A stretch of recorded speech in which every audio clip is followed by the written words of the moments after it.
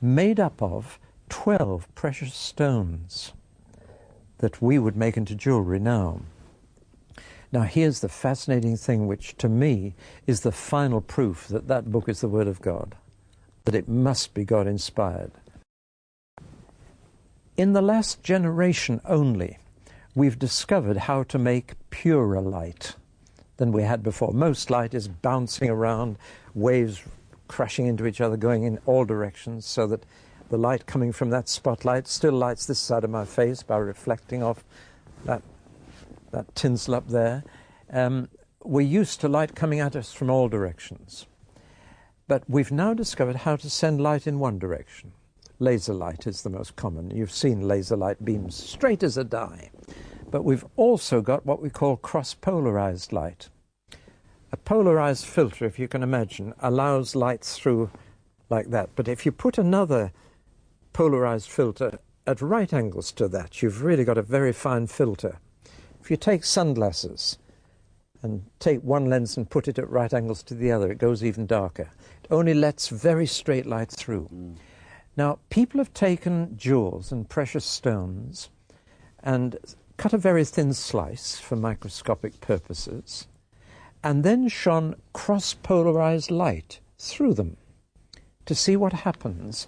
To put it very crudely, what happens to these precious stones in pure light? And one of two entirely different things happens with every jewel. The technical term, to give you a bit of science for a moment, is anisotropic jewels and isotropic jewels. Now what happens is this.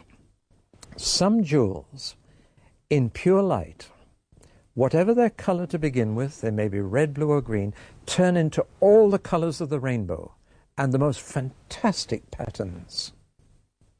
Other precious stones in pure light lose all their color, just go black, look like a lump of coal dust.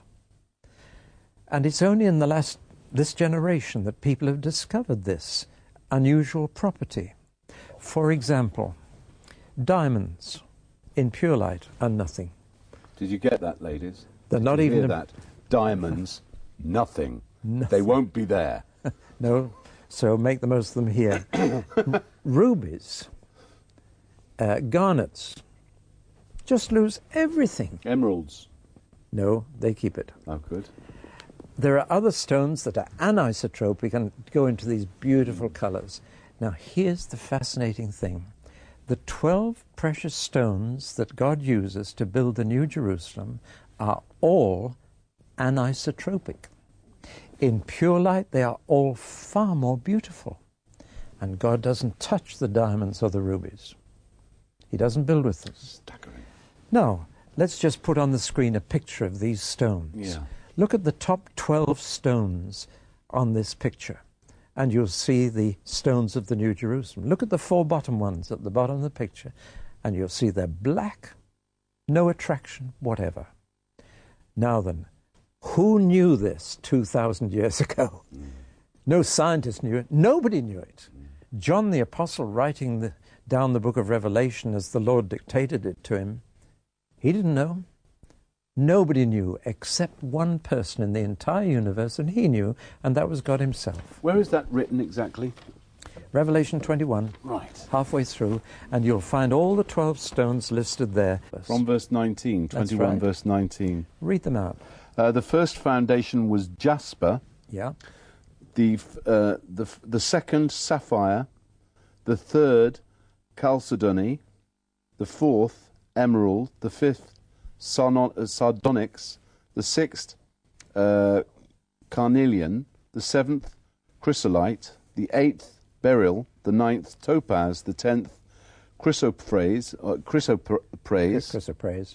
the 11th jacinth, and the 12th amethyst.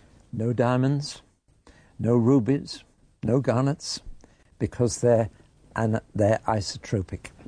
Now, isn't that amazing? To me, that one thing alone would prove that the Bible was inspired by God, because nobody could have known this. They didn't know it until our generation.